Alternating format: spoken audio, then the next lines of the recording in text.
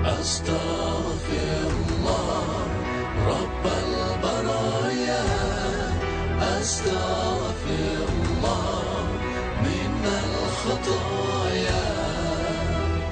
Hitung Muharram sampai Zulhijjah, jangankan anaknya. Ya udah terusin aja lah kalau dengerin. Dari jumlah bulan yang 12 itu Allah jelaskan minha arba'atun hurum. Ada 4 bulan yang disebut bulan yang dihormati, bulan yang disucikan, bulan yang diharamkan. 4. 3 bergandengan, 1 agak terpisah. Yang bergandengan itu Rajab, Sya'ban, Ramadan. Yang agak terpisah itu Muharram. Ini 4 bulan yang dihormati disebut Ashhurul Hurum. Saudara-saudara, Muharram ini salah satu dari 4 bulan yang istimewa. Kenapa? Banyak peristiwa besar yang terjadi di bulan Muharram. Hampir semua nabi dan rasul berkaitan dengan Muharram ini. Hampir semua nabi dan rasul. Kita akan kutip beberapa saja dalam konteks kekinian. Pertama, Allah menerima taubatnya Nabi Adam pada hari ke-10 bulan Muharram. Adam itu bapak moyang kita. Dosanya 1, makan buah khuldi. Dikeluarkan dari surga. Kita dosanya banyak. Kepengen masuk, nggak nyambung. Hai Adam, dari tidak ada kamu saya adakan. Saya perintahkan tinggal di surga. Merasa sepi sendirian, saya ciptakan Siti Hawa supaya kamu tenang. Kamu boleh nikmati semuanya. Ini boleh, itu boleh, ini boleh, itu boleh. Makan, makanlah yang kau mau. Minum, minumlah yang kau suka. Pakai, pakailah yang kau senang. Satu yang saya minta, jangan dekati pohon khuldi. Itu kau tidak sanggup, keluar. Diusir dari surga. Sujud Nabi Adam. Kata riwayat 40 tahun sujud. Membaca Rabbana zalamna anfusana wa illam taghfir lana wa tarhamna lanakunanna minal. Itu namanya istighfarnya Nabi Adam. Istighfar itu kan mengucapkan astagfirullah, basmalah, membaca bismillah. Jangan kayak teman saya disuruh banyak-banyak baca istighfar, benar-benar dia baca istighfar, istighfar, istighfar. Bukan itu maksudnya. Nah, maka salah satu amalan yang sangat dianjurkan di bulan Muharram ini memperbanyak istighfar. Tidak ada orangnya yang tidak. Ayo jujur, ini yang kumpul di sini ini semua, ada nggak yang nggak punya dosa? Yang merasa nggak punya dosa, ayo ke depan. Ada? Tidak ada. Setiap kita, entah kecil entah besar, sengaja terlupa, pasti mempunyai yang namanya khilaf dan salah. Dan Allah Tuhan kita bukan Tuhan pendendam. Allah Tuhan kita Tuhan yang ramah dan rahmah. Manusia, dosamu banyak, tapi ampunanku lebih banyak. Salahmu besar, rahmatku jauh lebih besar. Kau sujud di hadapanku, aku bangga melihatnya. Kau menangis di hadapanku, aku senyum melihatmu. Kau berjalan menujuku, aku berlari menyambutmu. Karena itu amalan yang sangat dianjurkan di bulan Muharram ini memperbanyak istighfar. Itu kalau istighfarnya Nabi Adam. Ada istighfarnya Nabi Yunus. Ibu kenal Nabi Yunus? Di mana kenalannya? Sok tahu. Nabi Yunus itu ketika berdakwah kepada kaumnya yang bandel, memberikan peringatan, kalau kalian tidak mau beriman akan turun azab. Kapan Yunus? Akan. Kenapa mesti akan? Sekarang aja kalau mau saya tungguin. Kurang ajar betul ini umat. Akhirnya Nabi Nuh menghindar. Dengan perhitungan, kalau azab tidak turun saya sudah jauh. Meragukan janji Tuhan. Lalu naik kapal. Dinaiki oleh Yunus, kapal mogok. Dicari siapa biang keroknya ini. Diundi ternyata Yunus. Sampai 3 kali diundi. Dibuanglah Yunus ke dasar laut. Ditelan oleh ikan Nun atas perintah Allah. Telan itu Yunus. Jangan pakai dikunyah. Rusak urusan. Telan saja. Simpan di perutmu. Dibawa oleh ikan Nun ke dasar lautan. Itu yang oleh Quran dikatakan bertemulah 3 macam kegelapan. Zulumatun salas. Gelapnya tengah malam. Gelapnya di dasar laut. Gelapnya di dalam perut ikan. Itu namanya peteng. Mbahnya gelap. Di perut ikan itulah Nabi Nuh sadar akan kesalahannya. Meragukan janji Allah. Meragukan janji Allah. Ia sujud di dalam perut ikan itu. Membaca la ilaha illa anta subhanaka inni kuntu. Itu istighfarnya Nabi Yunus. Dibacakan istighfar begitu, ikan sakit perut pak. Di dasar laut kemana mau cari apotik. Dia naik ke permukaan, memuntahkan isi perutnya. Nabi Yunus keluar dengan selamat. Itu pun terjadi pada hari ke-10 bulan Muharram. Istighfar intinya itu. Itu amalan utama bulan Muharram, memperbanyak istighfar. Allah selamatkan Nabi Nuh dari bahtera banjir yang luar biasa. 10 Muharram. Allah selamatkan Nabi Ibrahim dari pembakaran Raja Namrus. 10 Muharram.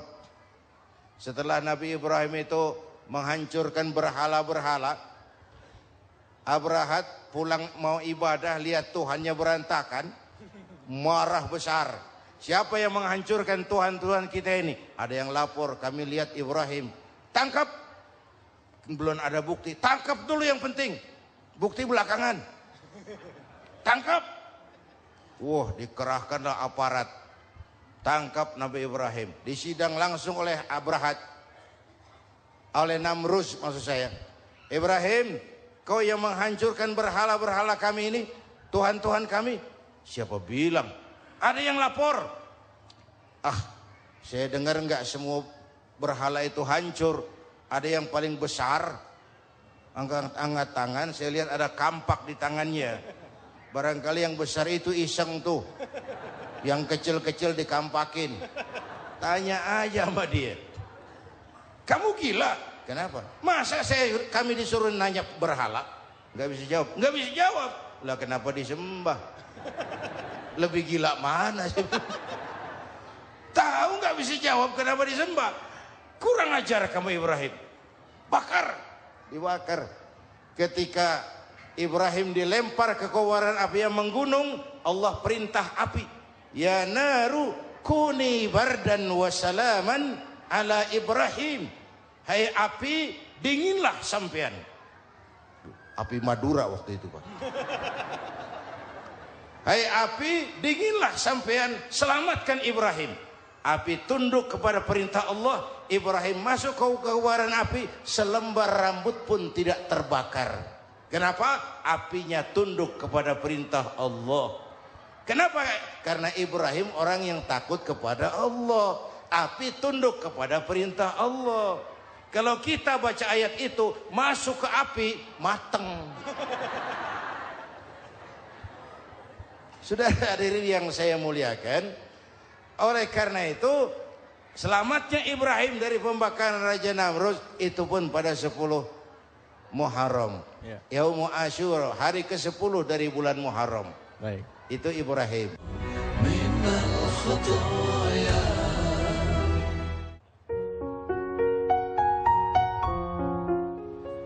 Puasa anggota tubuh. Telinga, mata, mulut, kaki, tangan, dan hati. Alat-alat yang disiapkan oleh Allah untuk manusia demi menjalankan fungsinya sebagai abdi Allah di muka bumi ini. Maka bersyukurlah manusia yang diberikan kesempurnaan anggota tubuh untuk berbuat amal saleh. Dan rugilah manusia yang dianugerahi kesempurnaan anggota tubuh, namun cara memanfaatkannya tak beda jauh dari ciptaan Allah yang lain, yaitu hewan yang berwujud manusia. Tetaplah bersama kami. من الخطايا من الخطايا. Pemirsa TV One, Bapak Ibu hadirin hadirat yang saya cintai. Sebagian kecil tentang Nabi Adam, Nabi Ibrahim dan Nabi Yunus. Tapi saya belum menceritakan tentang Nabi Nuh tadi. Mengulang kaji. Nabi Nuh salah seorang Rasul yang masuk ulul azmi. 5 besar. Karena memang perjuangannya menggambarkan satu usaha yang ulet dan luar biasa. Beliau diberi umur 950 tahun. Lalu berdakwah selama 900 tahun. Sore, pagi, siang, malam. Dapat pengikut tidak lebih 80 orang. Rata-rata 10 tahun satu. Kalau saya minta berhenti aja jadi nabi, Pak. Ustadz mana masih mau buka pesantren? 10 tahun buka pesantren yang nyantri cuma 1. Pedagang mana yang masih mau dagang? 10 tahun dagang yang beli 1. Pimpinan partai mana yang masih mau kampanye? 10 tahun buka partai yang nyoblos 1. Bangkrut. Umatnya bandel, kurang ajar, durjana, bajingan, tengik. Umatnya Nabi Nuh ini kalau diceramahi telinganya ditutup dengan tangannya. Nabi Nuh akhirnya rekes. Tuhan, siang malam saya berdakwah kepada umat ini. Tiap kali saya sampaikan dakwahmu, mereka tutup telinganya dengan tangannya. Alergi dengar ceramah. Apa itu ceramah? Non profit. Saudara-saudara, jadi mau kamu gimana, Nuh? Sudah Tuhan, habiskan saja orang kafir. Nanti kalau punya anak, anaknya pun kafir lagi. Lebih baik bapak moyangnya sikat habis. Biasanya kalau bapak kalong, anak kampret. Bapak nyolong, anak nyopet. Fotokopi gimana aslinya? Hampir habiskan saja. Itu mau kamu, Nuh? Iya. Oke. Nanti aku turunkan banjir, Nuh. Buat kapal. Dengan apa saya harus buat kapal, Nuh? Ya dengan kayu, kata Tuhan. Kayunya dari mana, Tuhan? Ya dari pohon, Nuh. Pohonnya belum ada, Tuhan. Ya tanam dulu, Nuh. Bikin kapal, kayunya nanam pohon. Apa artinya? Perjuangan perlu kesabaran. Sukses itu ada prosesnya. Nggak bisa simsalabim abracadabra lalu kita mau sukses. Semua ada prosesnya. Walaupun kenyataannya begitu. Sukses banyak bapaknya, gagal itu yatim. Kalau kita sukses banyak yang ngakuin. Yang baru ketemu pakai manggil encing. Ketemu baru. Tapi sukses banyak bapaknya. Gagal yatim, nggak ada yang mau ngakuin kalau kita gagal itu. Udah bikin kapal dengan kayu di tengah kampung, bikin kapal ini. Bayangkan di tengah kampung bikin kapal. Orang kafir makin menjadi-jadi. Lihat Nuh. Kenapa? Makin sarap. Bikin kapal di tengah kampung mau belayar kemana? Tuh lihat, kalau orang nggak tahu tujuan, mountain setengah jalan. Proses yang dinilai bukan finalnya. Ya kayak gitu kesimpulannya. Saya enaknya sendiri. Bikin kapal. Kapal mendekati selesai. Ini orang kafir rame-rame datang ke kapal Nuh. Mau apa? Buang najis. Sakit perut berangkat ke kapal Nabi Nuh. Nongkrong. Dapat 2-3 tumpuk, pulang. Penuh lantai kapal dengan najis manusia. Inilah perjuangan. bukan jalan raya lurus bertabur bunga di kanan kirinya. Banyak ondak dan duri, fitnah, caci maki, antipat, segala macam. Nuh. Ada orang tua dasar kafir, kurang ajar, sudah stroke berangkat juga ke kapal Nuh. Mau buang najis, pincang-pincang digotong orang. Selesai buang najis, dia bangun mau pulang, pegangan tiang kapal terpeleset, jatuh di atas tumpukan najis. Terjadi keajaiban, yang stroke-nya sembuh, lumpuhnya hilang, berangkat digotong-gotong pulang, jalan gagah sekali. Tapi orang kampungnya heran, ente sudah sembuh? Sudah. Berobat di mana? Kok begitu paten? Di kapal Nuh. Masih banyak.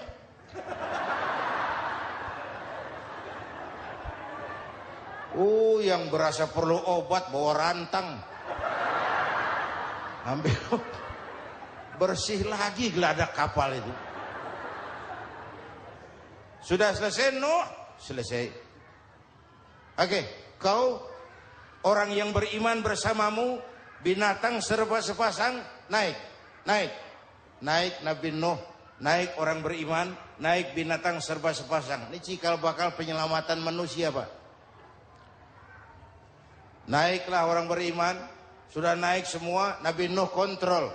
Ini contoh buat kita, kontrol. Sudah naik semua teman-teman, sudah. Pemimpin yang baik bukan cuma terima laporan di belakang meja. Laporan itu yang mana juga bagus. Sama juga kampanye. Kampanye yang mana juga merdu. Kalau aja yang dihitung. Pernah ada calon bupati kampanye janji, kalau saya berhasil kita akan banyak bangun jembatan di daerah kita. Rakyat tanya, Pak, nggak ada sungai di kampung kita, Pak. Dia bilang, sungainya kita bangun sekalian. Udah kadung janji. Mana pula orang mau bangun sungai ini. Saudara-saudara, kontrol. Jangan cuma tunggu laporan di belakang meja. Semua laporan bagus. Ya Bu? Bu?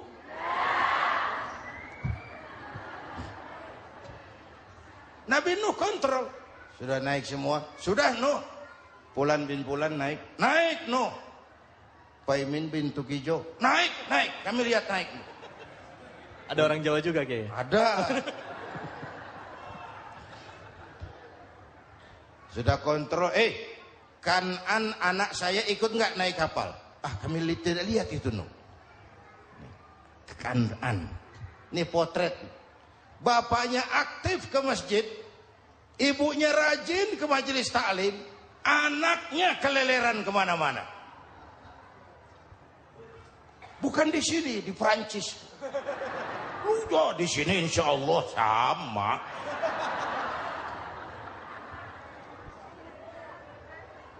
Nuh karena sayang anak, Nuh karena cinta anak, Nuh karena tanggung jawab anak, cari naik ke atas kapal. Lihat Kanaan, anak saya, nggak lihat Nuh. Turun ke ruang bawah, periksa lagi. Mang, ayah Kanaan di dia. Jamaah Tasik nih rupanya di dalam. Tuh ayah mang.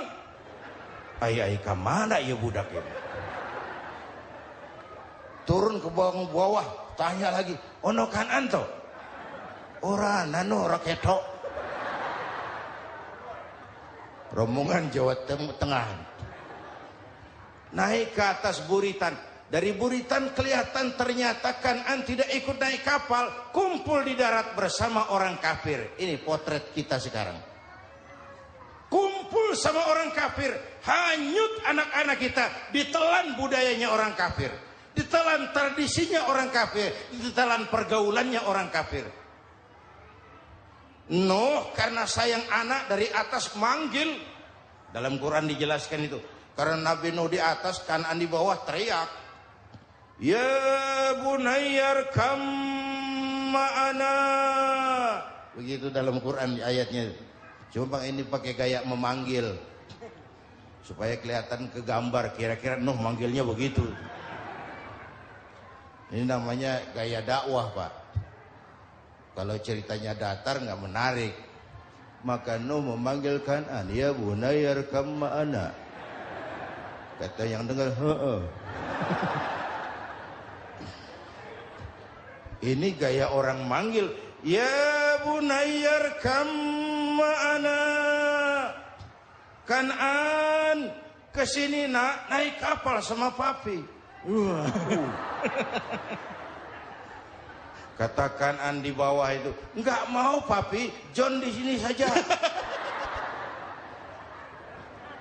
Kata Nuh, jangan nak, Allah sedang murka, akan turun banjir.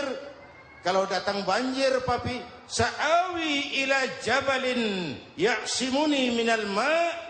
Saya akan naik ke gunung tinggi yang bisa menyelamatkan saya dari banjir. Kan'an naik ke gunung, gunung dihantam banjir, Kan'an mati. Sampai sekarang. Minal khataya, minal khataya. Bapak Ibu dan pemirsa TV One, yang kelima Nabi Musa, kisah Muharramnya ini.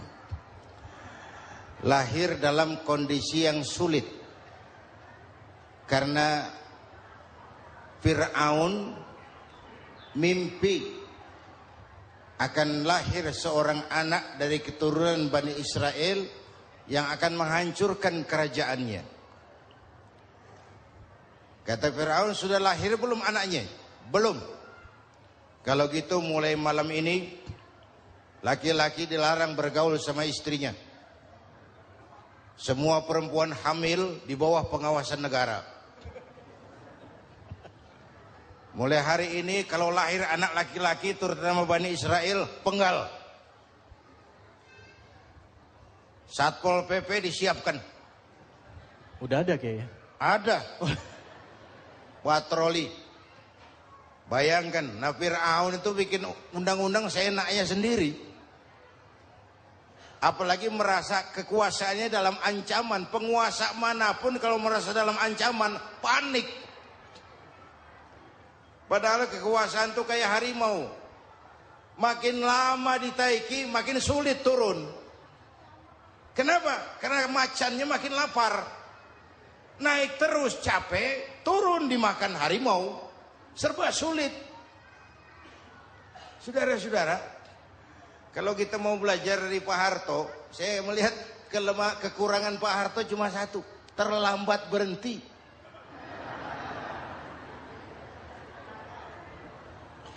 Terlambat berhenti. Di sekelilinginya banyak tukang-tukang jilat, tukang-tukang semir. Pak, kalau tidak ada Bapak kami bagaimana, Pak? Saudara hadirin yang saya hormati, maka sering saya ingatkan, temanmu yang sejati adalah teman yang membuat kamu jadi benar, bukan teman yang selalu membenarkan kamu. Berapa banyak pejabat-pejabat hancur karena selalu dibenarkan oleh lingkungannya. Bapak benar, Pak. Bapak bijaksana, Pak. Itu tepat, Pak. Benar. Buang angin pun, kata kelilingnya, oh Bapak sehat. Temanmu yang sejati, teman yang bikin kamu jadi benar, bukan teman yang selalu membenarkan kamu. Bapak Ibu hadirin yang saya hormati, tapi kehendak Allah terjadi. Lahirlah Musa. Bayinya dihanyutkan di sungai Nil. Bayi sudah menderita, dihanyutkan di sungai Nil. Dan akhirnya besar di lingkungan istana Fir'aun. Diriwayat oleh Ratu Aisyah, perempuan Fir'aun.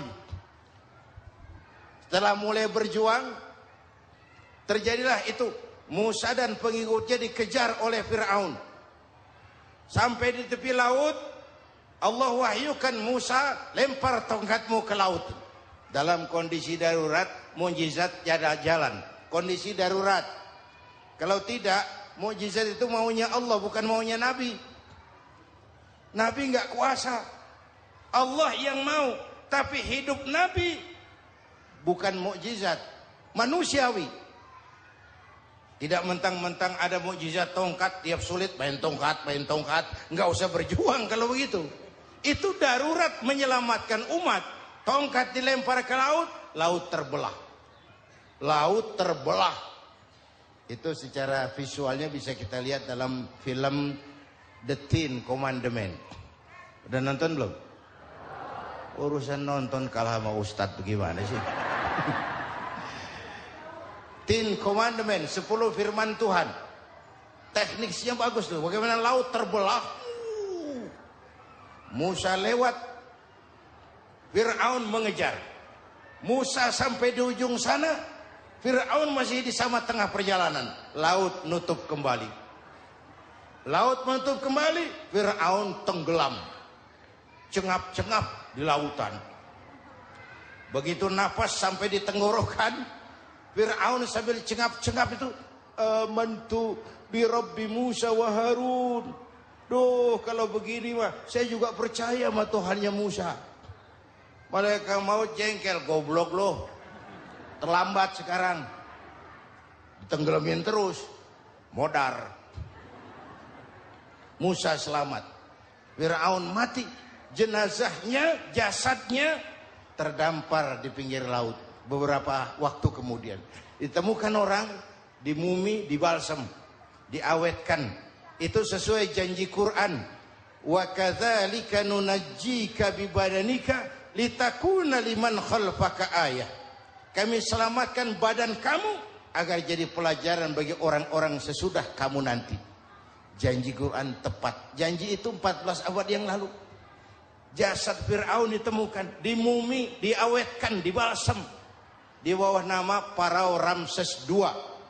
Sekarang tersimpan di Museum Negara di Mesir. Kapan-kapan nanti ibu main ke Mesir, mampir. Naik ojek paling berapa itu?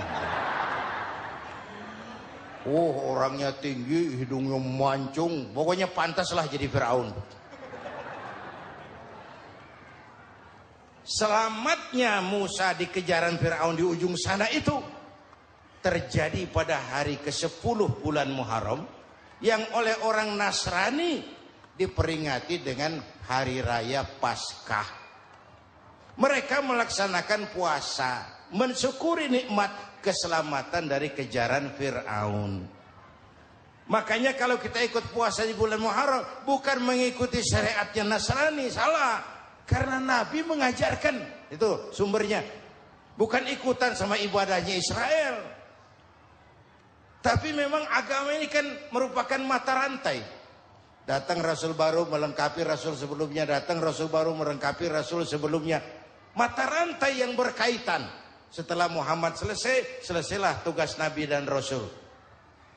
Selesailah misi Nabi dan Rasul. Tidak ada Nabi lagi sesudah Nabi Muhammad. Itu harga mati, titik. Gak ada kompromi. Siapapun sekarang ini nggak datang ngaku jadi Nabi, wajib tidak percaya. Wajib tidak percaya. Tapi kaitannya memang kita bilang Nasrani, orang bahasa Arab, bahasa Ibraninya Nazaret, Nasiroh, Nazaret. Itu beda dialek. Kita Daud, dia David.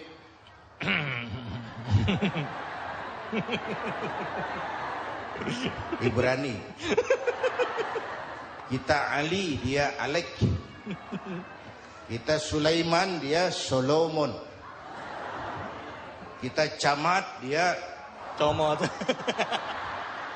Ini yang ngomong ini comot sembarangan nih.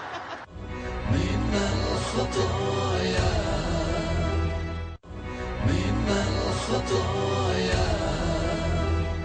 Menahan untuk mendengarkan segala sesuatu yang tidak bermanfaat. Menahan untuk melihat segala sesuatu yang justru mengeraskan hati. Menahan untuk berucap segala sesuatu yang menyakitkan hati. Dan menahan merasakan segala sesuatu yang justru melalaikan hati. Begitulah Allah mengajarkan kepada manusia di bulan penuh rahmat dan ampunan ini. Agar kita menata kembali fungsi anggota tubuh kita, yaitu sebagai alat yang sempurna untuk melaksanakan segala perintah Allah dan sebagai alat yang sempurna untuk menjauhi segala larangan Allah. Sampai jumpa besok. Assalamualaikum warahmatullahi wabarakatuh.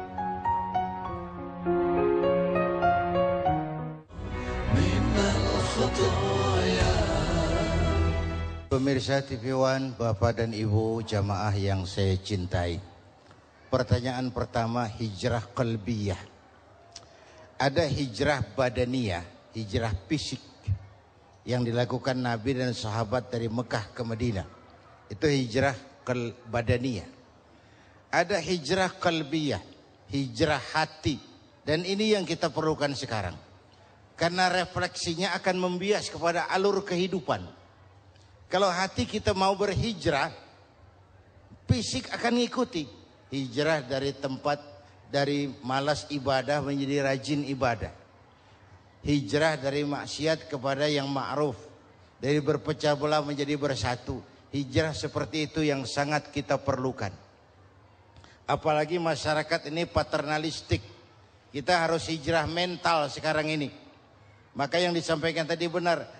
Seorang ketua MK siap mengundurkan diri kalau terbukti anak buahnya terlibat suap. Itu walaupun siap, tapi sudah angin segar buat rakyat. Bahwa masih ada banyak insya Allah pejabat kita yang punya harga diri. Walaupun ada juga pejabat kita yang muka tembok, kulit badak, kuping kebo. Muka tembok, kulit badak, kuping kebo. Biasanya kalau kereta api tabrakan di negara-negara maju, Menteri Perhubungannya mundur. Di kita petugas palang pintu dipecat. Jauh sekali Menteri sama petugas palang pintu. Yang benar-benar diadili yang krocok-krocok, kopral-kopral itu. Padahal hadisnya jelas. Ar-rashi wal murtashi finnar. Yang nyuap dan yang nerima suap, dua-duanya neraka. Kasus potret belakangan ini, yang nerima suap, yang diuber, yang nyuap aman. Yang nyuap aman. Yang korupsi pajak dikecil-kecilin, yang ngemplang pajak aman. Padahal ngemplang pajaknya triliunan. Padahal dia sudah dikasih fasilitas oleh negara mengelola sumber daya alam negara yang artinya milik rakyat. Dia harus bayar pajak, uang pajaknya dikumpulkan bagi sebesar-besar kemakmuran rakyat. Itu tindakan merugikan rakyat. Karena itu betul, saya setuju hijrah qalbi yang perlu kita lakukan sekarang. Hijrah hati.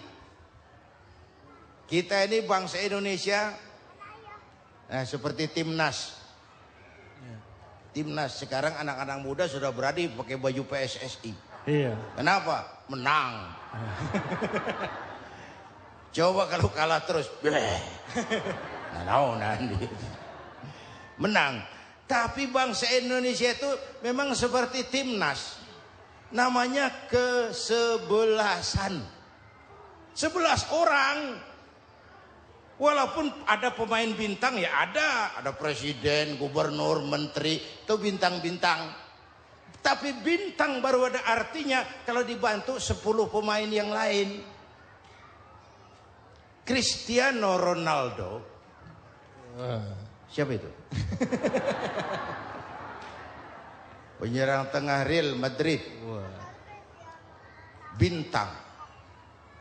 Lionel Messi. Siapa lagi itu? Barcelona. Bercelana.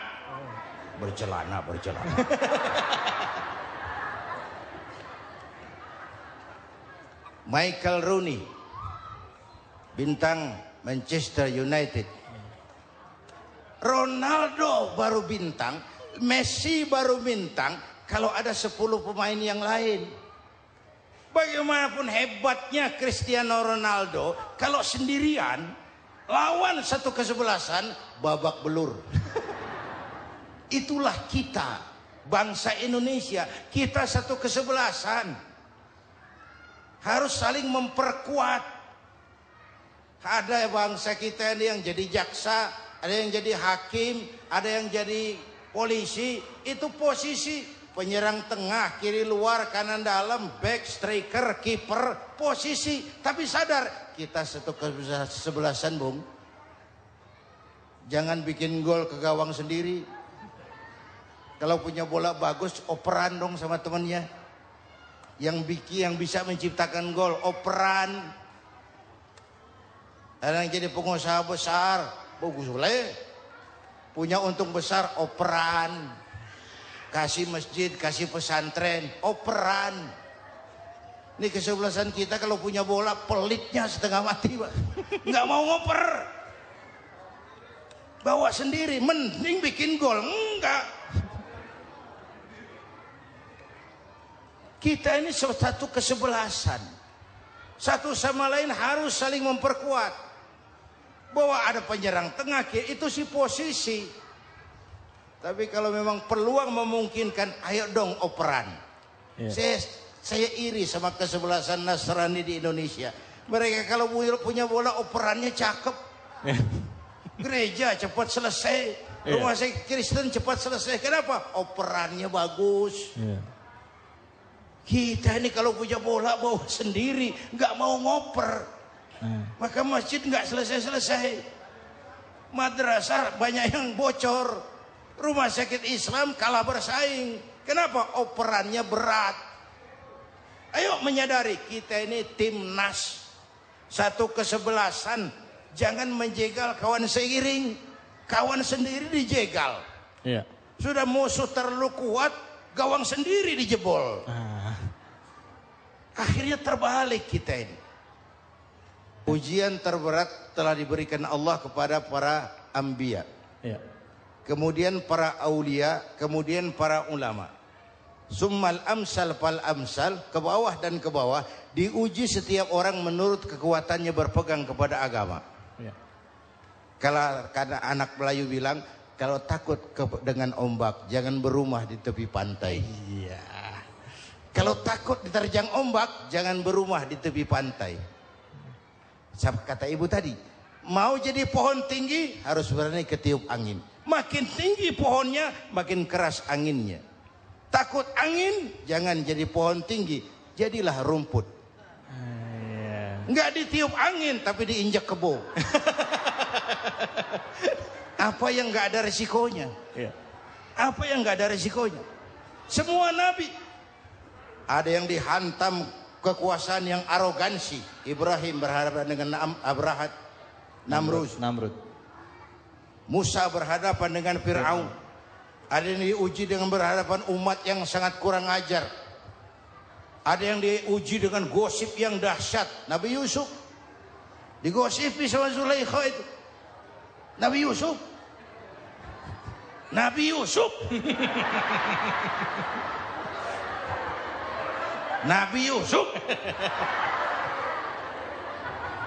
Yang namanya gosip itu kan menyebarkan keburukan orang. Kalau benar saja hukumnya ghibah. Kalau salah hukumnya fitnah. Fitnah lebih bahaya dari pembunuhan. Benarnya ghibah, salahnya fitnah. Saudara hadirin yang saya hormati, jadi resiko itu biasa. Tidak ada yang tanpa resiko. Kalau takut ombak, jangan berumah di tepi pantai. Tinggal bagaimana kita menyikapinya. Kalau kita dewasa, ini bagian ibadah saya kurang. Mungkin karena dia omongin orang, tambah pahala saya. Mungkin karena dia omongin orang, tambah pahala saya. Maka saya ngadepi gosip, sepatah pun saya nggak ngomong. Saya cicing. Saya percaya masyarakat itu punya filter. Amin. Saya percaya Tuhan itu nggak tidur. Bapak Ibu hadirin yang saya hormati, lalu tentang yatim. Astaghfirullah.